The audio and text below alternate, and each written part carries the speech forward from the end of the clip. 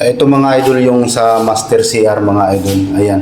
Meron kaming nilagay na cabinet dito sa baba ng hanging cabinet. Noong nakarang video, pinakita ko na ito video ko noong nakaraan. Magkakaroon kami dito ng cabinet. Ito.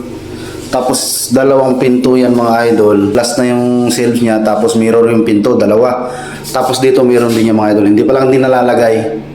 Ayan mga idol. Ayan. Yan yung para dito. Meron din yung pinto dalawa. Tapos shelves din yan na glass. Dito sa taas maglalagay ako ng ilaw dyan.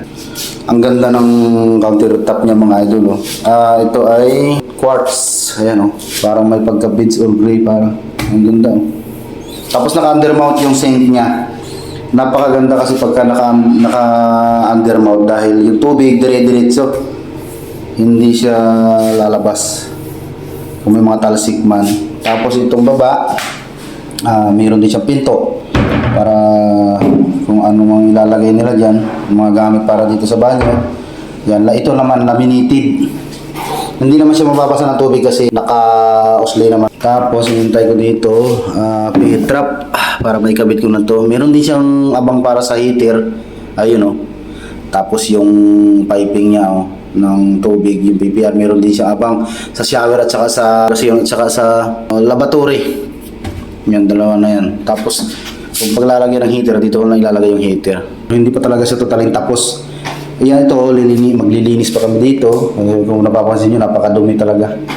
Maglilinis pa naman kami dito. Tapos mga idol, ito naman yung sa common CR. Ayan Nakaparehas lang din siya ng marmol Mas makitid nga lang kasi medyo mas maliit lang din naman to. Mas malaki kasi yung sa master. Ayan. Tapos lavatory. Ayan, parehas din siya mga idol. Meron din siyang cabinet sa baba. Tapos may heater din tong abang. Meron din to para sa heater. Ayan Kung palalagyan nga lang din ng heater, meron yan sa lavatory at saka sa shower. Ayan